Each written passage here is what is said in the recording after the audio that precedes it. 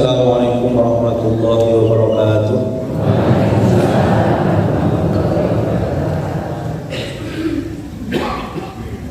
Allahumma hadana li hadha wa ma kunna linahtadiya lawla an hadana Allah. Asyhadu an la ilaha illallah wa asyhadu anna Muhammadan abduhu wa rasuluhu la nabiyya ba'dah. Rabbi shrah li sadri wa yassir li amri wahlul 'uqdatam min lisani yafqahu qawli, amma ba'd. Asbahna ala fitratil Islam wa ala kalimatil ikhlas wa ala dini nabiyina Muhammad sallallahu alaihi wasallam wa ala millati abina Ibrahim hanifan musliman wa ma kana minal musyrikin. Alhamdulillah, alhamdulillah, mengucapkan puji dan syukur kepada Allah Subhanahu wa taala pada kesempatan ini menika Allah Subhanahu wa taala tasih maring kula lan sedaya kanikmatan arupi kesehatan, waktu luang, keimanan, dan ketakwaan. Sholawat disalam kita kunjung kepada Nabi Muhammad sallallahu alaihi wasallam. Bapak-bapak, ibu-ibu rahimakumullah, yang diberi rahmat Allah Subhanahu wa taala. Derek nepangaken nggih, perlu kenalan mboten niki? Oh, sampun nawa nepangaken kalian Bapak pembawa acara nggih kula Firdaus Arifullah. Inggalipun ten Segoryoso Pleret. Tebih nggih. Paling adoh kalau ini, jadi ganjarannya paling oke, insyaallah. Status sampun menikah putra kalih ini, setri sedoyo, kegiatan wirausaha dari pengajian, terus pekerjaan utama menika ngaos, pengajian sampingan menika dodolan. Istri alhamdulillah tasih setunggal. Dari wantun nggih. Insyaallah setunggal pun boten entek. Bapak rahmatullah yang dirahmati Allah Subhanahu wa taala, insyaallah dari kesempatan yang punika kita akan membahas terkait kalian di punika miftah dari sa'adah. Di punika kunci kehidupan yang baik atau kunci surga. Terus judul punika sejatosipun terinspirasi saking kitabipun Ibnu Qayyim al-Jauziyah ingkang dipun nawa sukani judul Miftah dari Sa'adah. Miftah punika kunci dari punika napa rumah, sa'adah punika kebahagiaan. Lah rumah kebahagiaan punika nau'ain enten kalih fit dunya wa fil akhirah. Tentunya punika dan nanti di akhirat. As-sa'adah punika adalah kebahagiaan. Dan kebahagiaan di dunia dan di akhirat punika salah satu tujuan kehidupan hamba-hamba Allah Subhanahu wa taala. Tentu Allah Subhanahu wa taala menginginkan hamba-hamba tiang-tiang ingkang beriman supados nggadahi kebaikan kebahagiaan di dunia wal akhirah. Makanya wonten ing surat Al-Baqarah menika dipun ajari kalian Allah Subhanahu wa taala supados kula panjenengan menawi berdoa punika boten namung nyuwun dhumateng Allah as-sa'adah fid dunya, tetapi juga as-sa'adah fil akhirah. Nggih. Tsumma afidu min haitsu afadha an-nas wastaghfirullah innallaha ghafurur rahim fa idza qadaytum manasikakum fadhkurullaha kadzikrikum aba'akum aw ashadda dzikra faminan nasi may yaqulu rabbana atina fid dunya. Kata yang menawi nyuwun dhumateng Allah Subhanahu wa taala punika napa hasanah fid dunya, hanya kebaikan dunianya saja.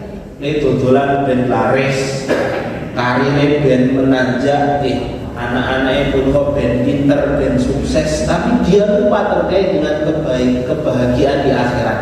Wa ma lahum min khalaq, kata Allah Subhanahu wa taala, tiyang ingkang konsentrasinipun punika namung napa kebahagiaan di dunia, maka dia tidak akan mendapatkan apa-apa pada akhirnya. Maka Allah menjelaskan wa minhum may yaqulu rabbana atina fid dunya hasanah wa fil akhirati hasanah wa qina adzabannar. Menika dipunajari oleh Allah Subhanahu wa taala supados mereka menyuwun meminta kepada Allah Subhanahu wa taala itu adalah hasanah kebaikan fid dunya wa fil akhirati, yaitu di akhirat. Karena kebahagiaan yang kita gantungkan, kita bangun di dunia menika terbatas itu.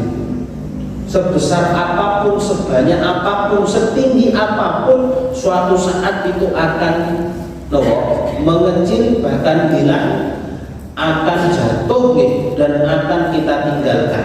Kenapa? Karena seluruh yang kita bangun di dunia punika tasik di bawah langit.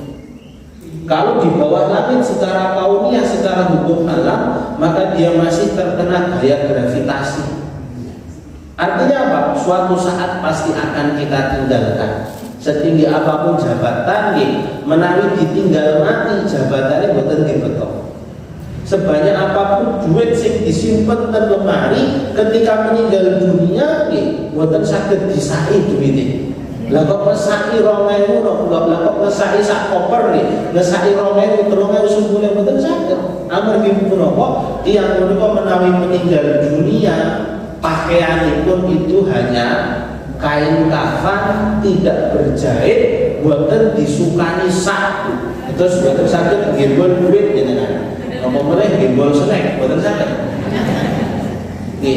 Begitu juga setinggi apapun, sebanyak apapun cita-cita dunia yang berhasil kita dapatkan akan kita tinggalkan, suatu saat akan jatuh. Tapi kalau cita-cita itu kita gantungkan menembus langit, ke atas langit, di langit yang ketujuh, cita-cita untuk masuk ke surga Allah Subhanahu wa taala, maka apa? Kita tidak akan pernah menyesal, tidak akan pernah jatuh, semuanya akan kita dapatkan.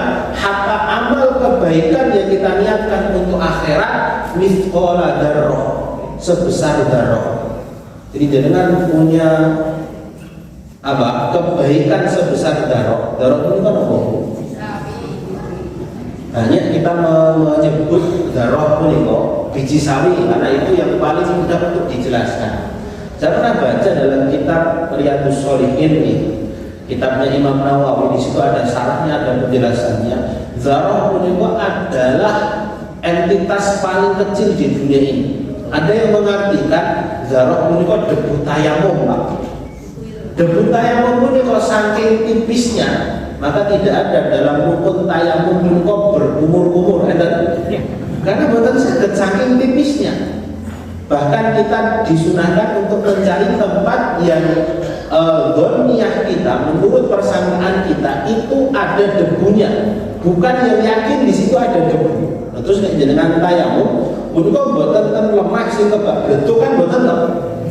Tapi di dhonniyah yang menurut kita di situ ada debu yang tipis, misalnya pun di tembok, misalnya pun di pohon, atau misalnya pun di tempat yang di situ mungkin ada debu, itu masih dibersihkan dulu atau ditiup dulu karena saking tipisnya. Amal yang setipis itu akan kita saksikan besok apa? Di hadapan Allah Subhanahu wa taala kalau itu kebaikan. Apalagi yang lebih dari itu. Ada juga yang mengatakan dzarrah punika anak semut. Semut punika sampun alit anake kados napa? Saking kecilnya semut punika tiba saking tempat yang tinggi, boten enten semut kok patah tulang, Bu. Karena saking ringannya. Ambok bahane semut, ambok semut sing obesitas nggih. Punika menawi tiba sak dhuwure napa kemawon tidak akan rusak organnya karena saking ringannya. Ada juga yang mengatakan dzarrah punika napa? Dzarrah punika debu yang bisa kita lihat ketika jenengan mlebeten satu ruangan, terus ada cahaya matahari masuk, boten enten angin, jenengan boten menghidupkan kipas angin, jenengan boten menghidupkan AC sing enten napa, meniupkan angin, tapi di situ ada debu-debu yang seperti kabut padahal boten enten angin. Kenapa itu bisa terbang? Karena saking ringannya. Lah kita punya amalan sekecil itu dalam bentuk kebaikan, suatu saat ya Allah kita akan melihatnya. Nah itu ibu bapak rahmatullah karbipun rahmati Allah subhanahu wa ta'ala. Maka miftah dari sa'adah, jadi kunci untuk masuk ke dalam surga, ini adalah perkara yang harus kita usahakan dengan sekuat tenaga. Karena hanya dengan masuk ke dalam surga maka kehidupan kita ini akan berarti. Kehidupan dunia kita ini sebesar apapun prestasi yang bisa kita dapatkan, kalau pada akhirnya tidak masuk ke dalam surga, maka itu seperti tidak membangun apa-apa, seperti kita tidak mendapatkan apa-apa. Nah kunci untuk bisa kita ini mendapatkan kunci surga itu diberikan oleh Allah Subhanahu wa ta'ala. Wonten ing surat An-Nahl ayat 97. A'udzubillahi minasyaitonir rajim. Man 'amila sholihan min dzakarin aw untha wa huwa mu'min falanuhyiyannahu hayatan thayyibah wa lanajziyannahum ajrahum bi ahsani ma kanu ya'malun.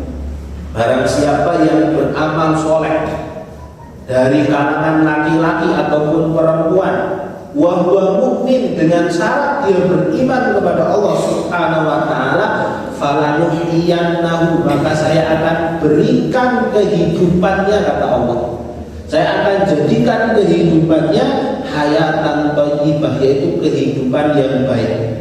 Walanajziyannahum, dan kami akan membalas mereka, kata Allah Subhanahu wa ta'ala, ajrahum, pahala mereka, bi ahsani ma kanu ya'malun, dengan sesuatu yang lebih baik dari apa yang dikerjakan. Ini merupakan ayat yang menjadi busra, menjadi kabar gembira bagi kita yang telah menancapkan keimanan di dalam diri kita dan komitmen untuk mempertahankannya ila akhir hayat, sampai kita ini meninggal dunia. Kenapa? Karena usaha yang kita kerjakan untuk mempertahankan keimanan dan mempraktekkan keimanan itu akan dijamin oleh Allah Subhanahu wa ta'ala mendapatkan hayatan thayyibah fid dunya, kehidupan yang baik di dunia ini yang bahagia, dan akan mendapatkan surga, balasan yang berkali-kali lipat kebaikannya besok di akhirat. Waalaikumsalam yang mudah-mudahan dirahmati Allah Subhanahu wa ta'ala. Maka harus kita perjelas dulu terkait dengan hayatan thayyibah, agar nanti kita bisa melangkahnya dengan benar. Hayatan thayyibah versi ini pun Allah Subhanahu wa ta'ala, versi ini pun Allah, kabar saking pusat dari kita. Ini kan dekengannya pusat ya kok. Hayatan thayyibah punika ketika seseorang yang merupakan hamba Allah Subhanahu wa ta'ala itu mempunyai hati yang lapang, yang bisa membuahkan namanya adalah kesabaran dan kesyukuran.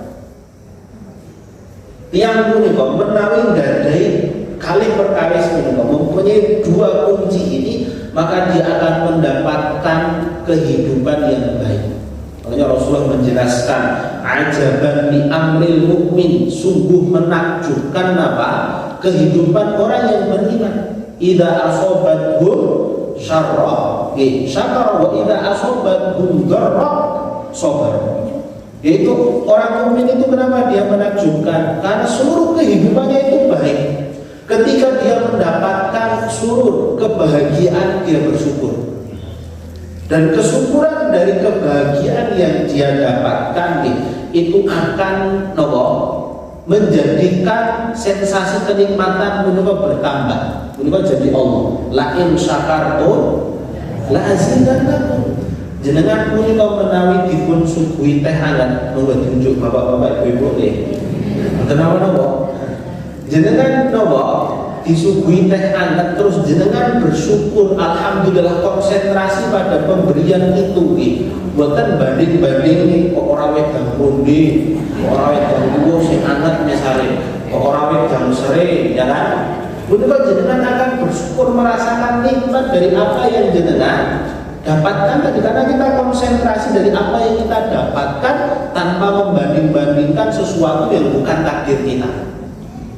Dan kunci ini bisa dengan terapkan dalam setiap kenikmatan yang hadir pada kehidupan jenengan. Sekecil apapun, setidak kita merasakan apapun ketika kita bersyukur, maka kenikmatannya akan berkali-kali lipat. Yang kedua adalah idza asobatun dharra sabar. Ketika tertimpa dia suatu dharra, sesuatu yang tidak menyenangkan nih, maka dia bersabar, dan kesabaran itu akan menjadikan rasa sakit dari musibah itu berkurang bahkan hilang. Itu berkurang atau bahkan hilang. Kenapa? Dia konsentrasinya bukan di rasa sakit, bukan di musibah, tapi ganjaran dari Allah atas kesabaran dari musibah yang dia dapatkan. Dan kehidupan kula sepunika berpindah dari kesenangan dan kesusahan saja. Mboten enten tiyang menika kok flat, lempeng-lempeng mawon, seneng terus, guyu terus. Enten ibu-ibu sing guyu terus, malah kedah depresake niku nggih. Atau sing susah terus, nangis terus, nggih mboten enten. Kehidupan kita ini berpindah-pindah antara senang, susah, senyum, tertawa, menangis, sedih, jabrut, jegadul, napa meneh. Sedaya punika akan berpindah-pindah dalam kehidupan kita. Nah, ketika kita bisa menghadirkan kesyukuran dan kesabaran, maka semua perpindahan dalam kehidupan kita itu akan terasa nikmat. Itu kunci hayatan thayyibah, kunci kehidupan yang baik di dunia. Bukan banyaknya harta. Banyak sekarang itu yang menggantungkan kebahagiaan itu pada harta. Ada memang jarine wong Jawa urip niku uang sinawa, sing mboten partiyo duit niku kadang nek ndelok sing wong duwite akeh, ngrasa sing duwite akeh niku kehidupane menyenangkan, dereng karuan. Nggih to? Sing duwite ora akeh ya saya dereng karuan. Artinya tidak di situ letak kebahagiaan punika. Nggih, pemangsane jenengan punika menawi ngali sing duwite akeh nggih. Niku mesti utange ya akeh. Piye kok nggih Pak? Cuman kan utange mboten diketok-ketokne kan, sing diketok-ketokne sing sing menyenangkan, sing ketok bisa dinikmati. Fatulah Allah yang benar-benar dirahmati Allah Subhanahu wa taala. Jadi kunci kebahagiaan surga kita di dunia letaknya di syukur dan di sabar. Bukan di jabatan yang tinggi, bukan di harta. Itu hanya sebagian. Kalaupun dimasukkan, itu bukan di peringkat yang pertama. Peringkat yang pertama kita akan mendapatkan sa'adah, hayatan thayyibah, kehidupan yang baik itu disyukur dan disabar. Jamaah Allah, selanjutnya ini yang lebih penting. Kehidupan di dunia ini sebenarnya hanya batu loncatan saja. Kita harus bisa memahaminya dengan benar. Sekali kita gagal, tidak ada kesempatan kedua. Nah, orang itu kalau mati tidak akan dihidupkan kembali oleh Allah Subhanahu wa taala, kecuali dihidupkan hanya untuk mempertanggungjawabkan, bukan untuk memperbaiki. Bukan untuk memperbaiki. Artinya apa? Sekali gagal kita akan gagal selamanya. Dan sekali kita sukses hidup di dunia untuk bangun akhirat, kesuksesan itu akan kita nikmati selama-lamanya. Surga yang tidak ada batasnya. Lah kehidupan di akhirat punika walana jaziyanahum ajra bi ahsani ma kanu ya'malun. Itu bisa kita dapatkan karena ta'abbud kita. Ketundukan kita, kepatuhan kita, ibadah kita kepada Allah Subhanahu wa taala yang kita kerjakan di dunia. Dan ini merupakan kunci-kunci surga. Kunci-kunci surga itu ada banyak. Karena Imam Malik pernah mengatakan innallaha qasamal a'mal kama qasamal arzaq. Beliau ini sebenarnya terinspirasi dengan hadis Nabi yang menjelaskan bahwasannya abwabul jannah mutanawwi'ah. Pintu surga menika kathah, tidak hanya satu. Ada dari jalur sholat, ada dari jalur puasa, ada dari jalur sedekah, ada dari jalur berbakti kepada kedua orang tua, ada dari jalur jihad fisabilillah, ada dari jalur thalabul ilmi, mencari ilmu. Banyak sekali. Jadi setiap kita potensi untuk masuk ke dalam surga itu sendiri-sendiri kata beliau. Makanya cara masuk ke dalam surga atau modal masuk ke dalam surga antara agniya wal masakin ini kok beda. Antara orang yang banyak duitnya dengan orang yang terbatas duitnya itu beda. Makanya pernah di zaman Nabi punika nate enten sahabat ingkang secara finansial punika mboten patiya gadah, enggak terlalu banyak uang. Itu datang kepada Rasulullah, mereka aja protes. Iri tapi urusan akhirat. Kepada siapa? Orang-orang beriman yang diberikan oleh Allah Subhanahu wa taala luasan harta. Apa kata mereka? Ya Rasulullah, dhahaba ahlul buthur bil ujuri yusalluna kama nusalli wa yasumuna kama nasum wa yatasaddaquna bi fuduli amwalihim. Ya Rasulullah, enak sekali orang-orang kaya yang beriman itu. Kok koyone mlebu swargane lebih banyak nopo caranya, modalnya lebih tercukupi. Mereka sholat sebagaimana kita sholat, mereka puasa sebagaimana puasa. Tapi bedanya ya Rasulullah, mereka bisa bersedekah, santunan anak yatim, bisa bayar zakat, bisa naik haji, bisa beramal dengan amalan yang bentuknya maliyah, sedangkan kami tidak. Sedangkan kami tidak, karena kami tidak punya uang. Kata Rasulullah itu orang yang paling bijak. Jadi beliau adalah orang yang paling tahu kunci surga masing-masing dari apa? Dari hambanya. Kata beliau, alaisa fit tasbihatin shadaqah, wa fit takbiratin shadaqah, wa fit tahmidatin shadaqah, wa fit tahlilatin shadaqah. Memang kamu gak bisa bersedekah dalam bentuk harta, tapi ketahuilah ketika kamu mengucapkan tasbih, takbir, tahmid, tahlil, itu semua sedekah. Wa fi buti ahadikum sedekah. Bahkan kamu berbuat baik menggauli istrimu, itu juga termasuk sedekah. Apa betul benar Pak Ibu Pak? Itu sedekah kan itu. Apa? Itu sedekah. Artinya apa? Ada pintu surga sendiri bagi orang yang tidak punya potensi manis. Artinya semua dari kita itu ada pintu-pintu surga. Maka nanti ketika kita sebutkan pintu surga yang banyak nanti itu kita kenali, kita bisa masuk ke mana. Intinya kita harus masuk. Caranya itu nanti kita yang akan menemui sendiri. Bapak Rahmatullah yang mudah-mudahan dirahmati Allah Subhanahu wa taala. Selanjutnya sebelum masuk ke kunci-kunci juga nih, saya berikan mukadimah juga. Alasan kenapa kita ini harus masuk ke dalam surga, karena kenikmatan di surga itu kenikmatan yang luar biasa. Ma'ainun ra'at wala udhunun sami'at wala khatara fi qalbi basar. Ketika orang masuk ke dalam surga, dia akan merasakan nikmat yang mata belum pernah melihat, telinga belum pernah mendengar, hati itu belum pernah membayangkan. Nek enten sing tau ngimpi mlebu swarga atau pernah membayangkan kenikmatan surga, bayangan itu pasti salah. Pasti salah, pasti lebih dari itu berkali-kali lipat.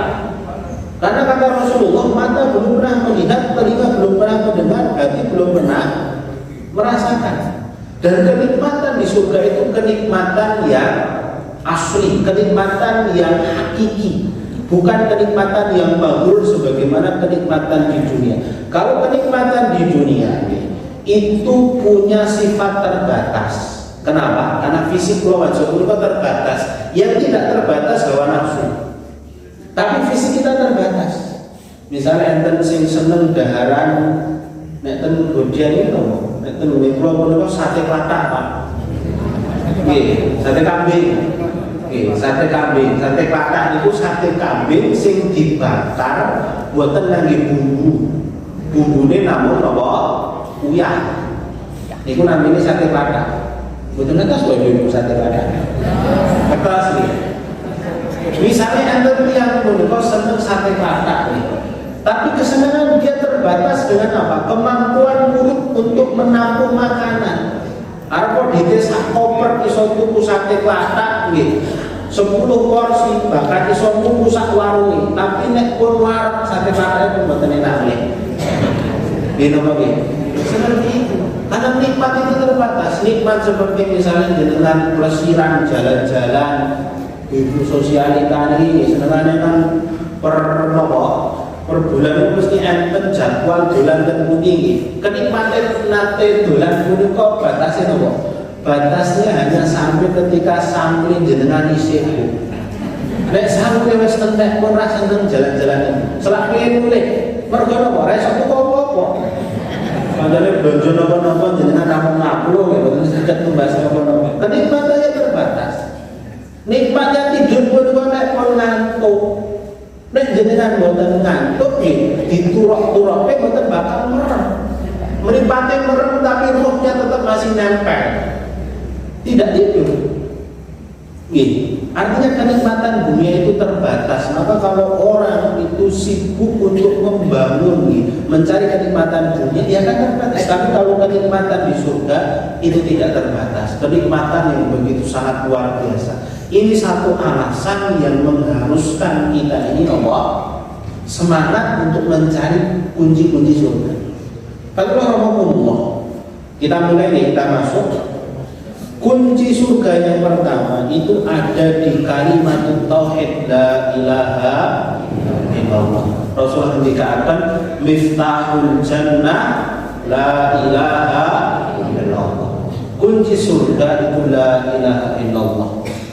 Di hadis yang lain Rasulullah mengatakan man akhiru kalamihi la ilaha illallah dakhalal jannah. Barang siapa yang akhir kehidupannya lisan suara yang keluar dari lisannya itu adalah la ilaha illallah, dakhalal jannah, dia akan masuk ke dalam surga. Kalimat tauhid la ilaha illallah itu luar biasa. Baik dari sisi kualitasnya atau kuantitas itu beratnya. Karena Rasulullah mengatakan maukana sab'a samawati wal ardi sab'a fi kifatin wa la ilaha illallah fi kifatin malat la ilaha illallah. Seandainya 7 lapis langit ditambah 7 lapis bumi itu ditaruh di satu anak timbangan dan la ilaha illallah di satu anak timbangan, maka akan lebih berat la ilaha illallah. Orang yang punya kalimat tauhid la ilaha illallah, dia bawa sampai mati, sampai bertemu dengan Allah Subhanahu wa taala. Dia punya dosa sebesar apapun kecuali syirik, peluang diampuni Allah Subhanahu wa taala itu begitu sangat besar. Rasulullah pernah menceritakan dalam hadisnya, binjing wonten ing dinten akhir, di yaumil akhir. Punika enten tiyang, ada orang yang punya dosa. Dosanya itu ketika ditulis oleh malaikat itu sebanyak 99 jilid. Setiap jilid sejauh mata memandang. Itu dosanya kalian apa nih? Artinya apa? Begitu sangat banyak sekali 99 jilid ini. Ketika apa? Dibentangkan satu jilidnya itu sejauh mata memandang. Berarti apa? Sejauh mata memandang dikalikan 99. Lalu ditanya oleh Allah Subhanahu wa taala melalui perantaraan malaikat, apakah kamu punya alasan melakukan dosa ini? Karena dosa atau kemaksiatan itu terkadang tidak ditulis sebagai dosa kalau alasannya 3, Bapak-bapak Ibu. Rufi'atil aqlam antara Allah tidak akan menulis perbuatan dosa kalau maksiat itu dilakukan karena 3 alasan. Karena lupa, terus karena khotok, anisyon wal khotok wa mastukriha alaih, karena salah, karena lupa, yang ketiga karena dipaksa. Karena salah misalnya jenengan dolan ten Solo ten riko enten tongseng jamu Pak. Misalnya jenengan boten ngerti tongseng jamu ki apa? Ngertine marai rasa terus jenengan bahan sak piring tanduk Pak. Ternyata 4 bayar dikandani nek tongseng jamu punika napa? Napa niku? Tongseng guguk nggih. Tongseng wedhus balap. Nek jenengan boten ngerti, jenengan boten dosa, boten sak gelo Pak. Boten sak astagfirullahaladzim, karena jenengan enggak berdosa, karena jenengan enggak tahu. Nek ngono kok iso kanan sakniki jenengan ngerti tongseng jamu punika napa? Berarti dosa itu namanya khotok. Orang yang salah tidak tahu itu perbuatan dosa terus dia kerjakan, itu enggak dosa. Oke. Atau nasia, atau orang yang lupa melakukan perbuatan dosa. Misalnya jenengan poso Ramadan, terus jenengan nopo esuk-esuk jam malah gawe sanini nganggo ndok diri sira mboten Pak. Misalnya ini, terus kelas teh gitu, terus nunjuk teh sak gelas. Ternyata bar niku jenengan di eling Pak niki poso, niku jenengan astagfirullah atau alhamdulillah. Niku alhamdulillah, apa dipun apa? Jenengan buatan dosa karena lupa. Padahal makan di siang hari bulan Ramadan itu hukumnya membatalkan puasa, bahkan berdosa. Jadi kalau kita ingin menyengaja melakukan suatu pembatal amalan wajib itu berdosa. Tapi karena jangan lupa maka tidak berdosa. Atau wa mastukriha alaih, wa mastukriha alaih munikot dipaksa.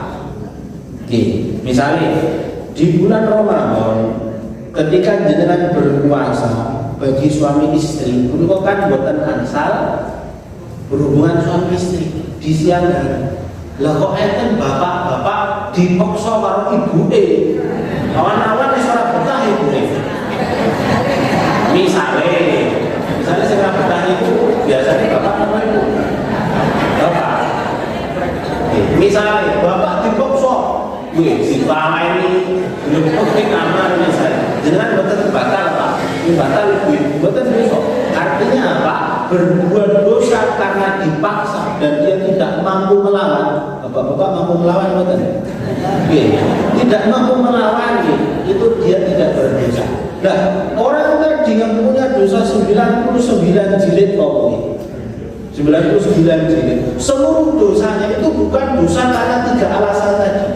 Dosanya memang biasa dan itu suatu perbuatan maksiat dia kerjakan dengan sadar.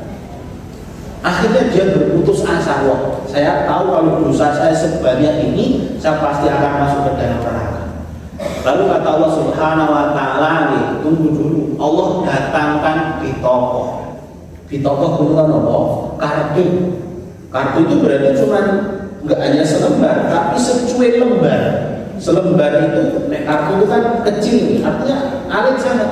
Tapi di kartu itu ada tulisan La ilaha illallah. Akhirnya kartu tadi ditimbang di satu anak timbangan. Dosa yang 99 jilid tadi, buku yang isinya dosa tadi, itu ditaruh di satu anak timbangan. Ternyata lebih berat La ilaha illallah. Lebih berat apa? La ilallah bisa menghapuskan dosa yang sebanyak ini. Wah, yang mana aku sih mau kayak dosanya sepenting gue La ilaha illallah. Nah, permasalahan itu, problem itu Bapak-bapak rahmatullah.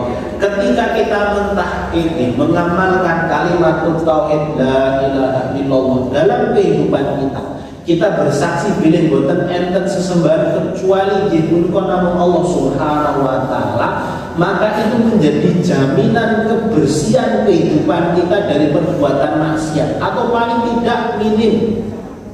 Kenapa? Karena orang yang La ilaha illallahnya bukan sekedar di lisan, tapi di dalam hati dan kesadarannya. Itu ketika dia akan bermaksiat, dia akan ingat pada Allah, ingat pada balasan Allah besok di akhirat, sehingga dia tidak jadi bermaksiat. Artinya apa? Secara otomatis kalimat tauhid La ilaha illallah akan membersihkan atau paling tidak meminimalisir kehidupan orang itu dari perbuatan dosa. Orang yang punya kesadaran di dalam hatinya tentang adanya Allah, Allah punya sifat As-Sami, Al-Basir, Maha mendengar, Maha melihat, maka dia akan hati-hati. Maka ada pernah kisah, ada seorang pemuda yang gejolak nafsunya besar, keinginan untuk bermaksiatnya besar, tapi masih ada iman di dalam hatinya. Dia bingung, dilema di situ. Akhirnya dia datang kepada seorang yang soleh namanya Ibrahim bin Adham. Dia meminta nasihat. Dia saya ini pengen bermaksiat, nggak tertahankan lagi. Pun muncul tekan ubun-ubun. Tolong beri saya nasihat. Kata Ibrahim bin Adham, oke, boleh kamu bermaksiat sakarmu arep maksiat apa wae. Disarting dengan syarat bermaksiatlah di tempat di mana tidak dilihat oleh Allah. Nah, sorrongan ketok. Dan di tengah gelap Allah juga melihat, karena Allah itu melihatannya tidak terbatas adanya cahaya. Kalau kita nggak ada cahaya, bukan saya ketinggalan. Tapi Allah itu hatta siriyah, sesuatu yang tidak terlihat itu Allah tahu. Apa yang tidak jenengan nampakkan, yang jenengan batin misalnya ini, itu Allah Subhanahu wa Ta'ala tahu, apalagi yang kelihatan.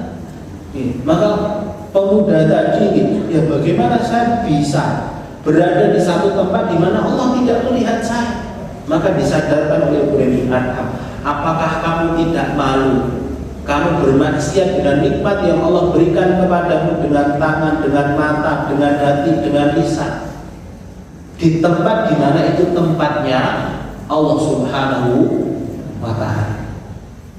Oke, saya nggak sanggup untuk yang pertama. Yang kedua, kata beliau, boleh kamu bermaksiat. Yang kedua, boleh kamu bermaksiat dengan syarat ketika kamu bermaksiat, jangan makan, jangan minum dari rezeki yang itu miliknya Allah. Orang tadi mikir juga akan bisa, karena semua adalah miliknya Allah Subhanahu wa Ta'ala. Kita ini nggak memiliki, kita hanya dititipi. Buktinya apa? Orang itu ketika lahir dalam kondisi tidak bawa apa-apa, lapak baju sehelai benar pun ternyata.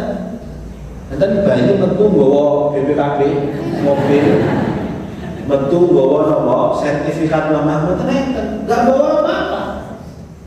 Nggak apa-apa. Ketika mati meninggal dunia juga tidak ada yang dibawa. Lah kok ketika di dunia iso duwe omah, iso duwe motor, iso duwe mobil, iso duwe klambi apik, dari mana itu? Berarti titipan, karena dulunya nggak punya apa-apa, terus punya setelah itu nggak punya apa-apa lagi.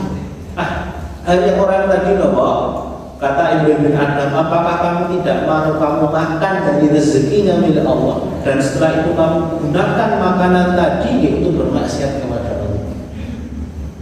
Yang ketiga, boleh kamu bermaksiat, tapi kalau datang ke rumahmu ngetok pintu, dan yang ngetok itu malaikat maut, malaikat pencabut nyawa, jangan kamu mau ikut.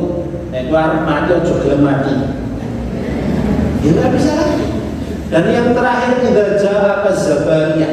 Besok kalau di akhirat datang kepadamu malaikat Zabaniyah. Kenal betul Pak, malaikat Zabaniyah? Ibu kenal betul? Aja kenalan betul? Malaikat Zabaniyah itu malaikat penjaga neraka. Kalau datang kepadamu Zabaniyah, maka apa? Jangan untuk membawamu ke dalam neraka, maka jangan kamu mau ikut ke sana. Lawanlah Zabaniyah. Ini juga tidak akan bisa. Atau sebenarnya ketika orang bisa mentahqiq, bisa menghadirkan la ilaha illallah dalam bentuk pemahaman, pilihlah ma'budu bihaqqin illallah, tidak ada sesembahan yang berhak disembah kecuali Allah Subhanahu wa Ta'ala, maka kehidupannya akan terus. Dan itu kunci surga. Pokoknya dicekel la ilaha illallah sampai kita meninggal dunia, pasti dengan masuk ke dalam surga. Itu yang pertama. Yang kedua, untuk kita ini bisa masuk ke dalam surga, kita harus punya ibadah ingkang bentukipun adalah jasadiah. Jasadiah itu yang melibatkan fisik kita.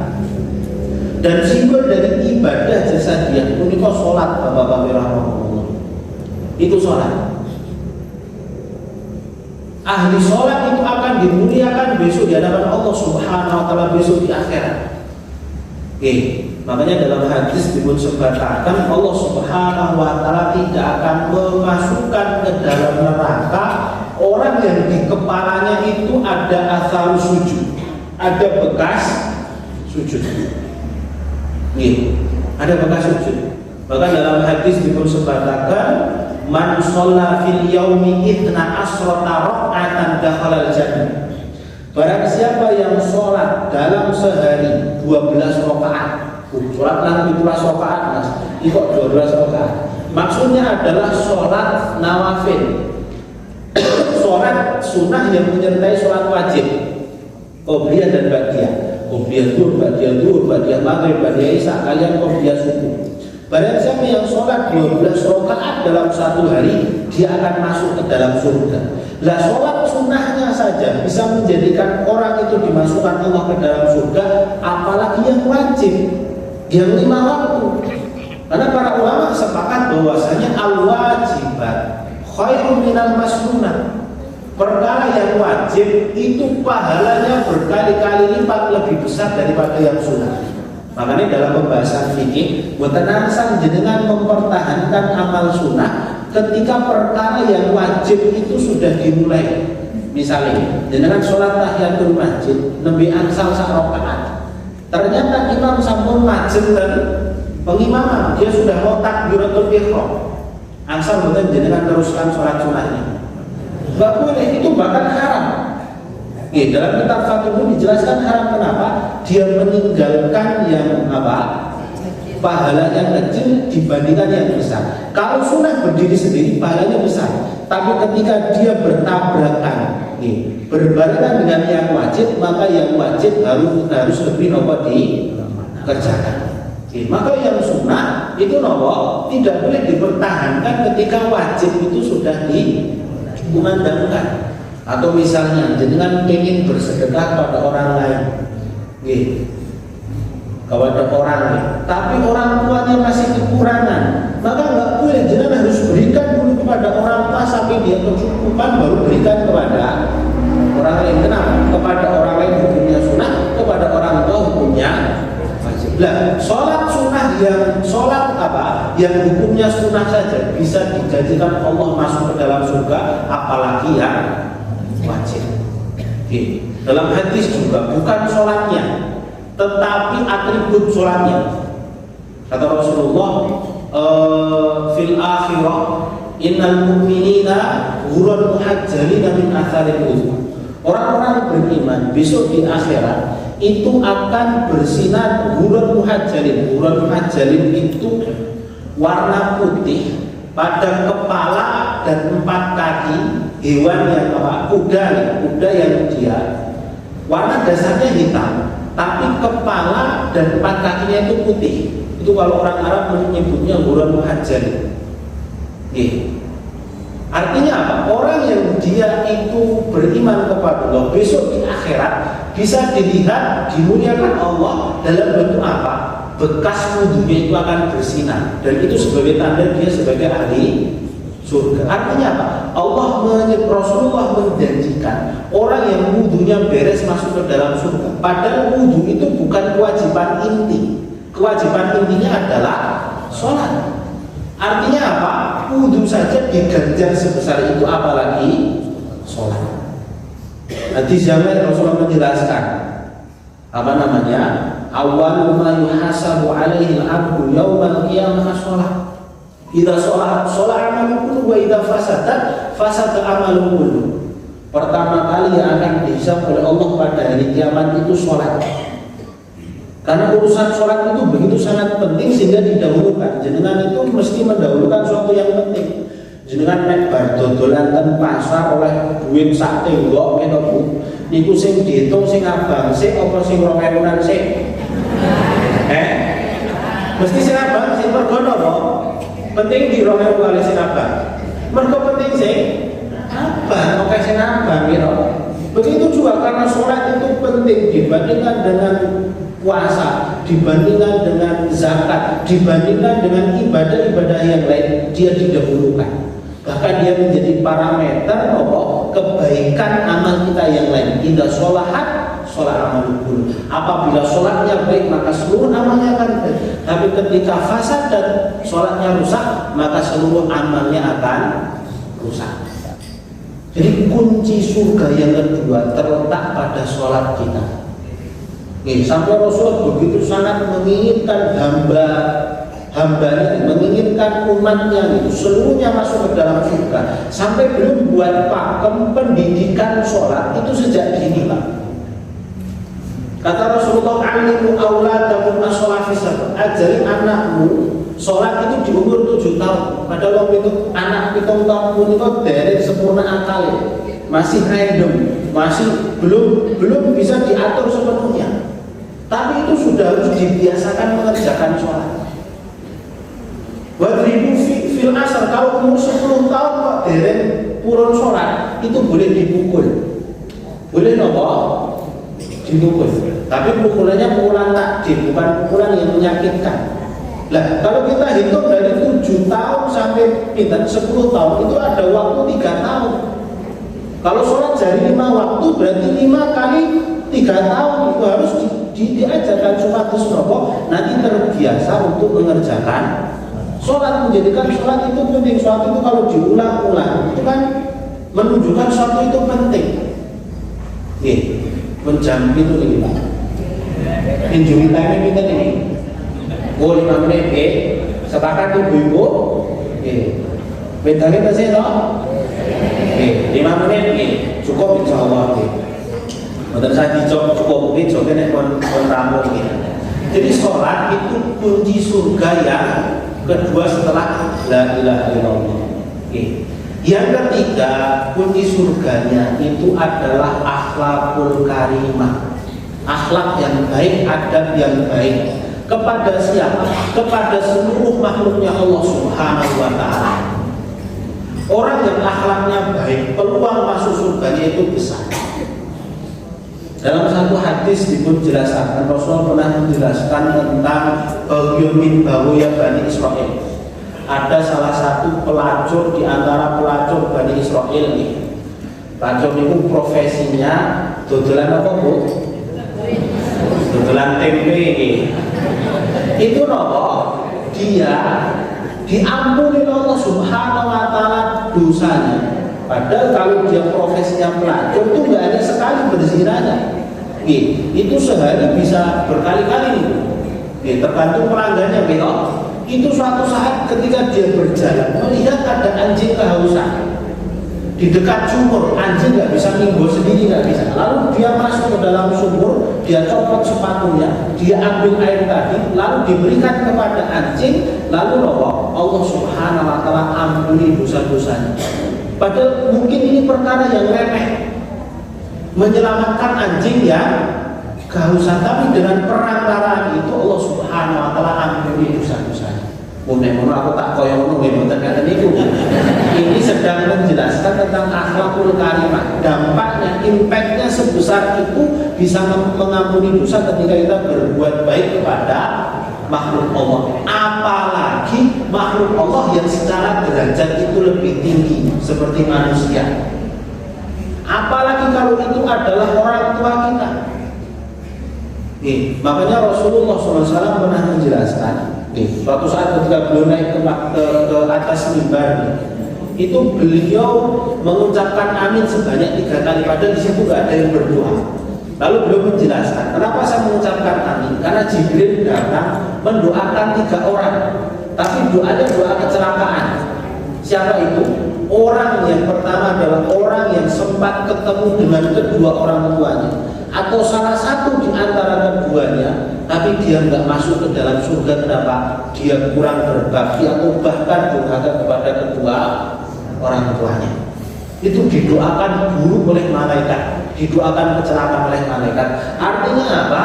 Kalau berbuat buruk itu menjadikan orang mendapatkan kecelakaan pada orang tua, maka berbakti kepada kedua orang tua itu adalah miftahul jannah, kunci surga.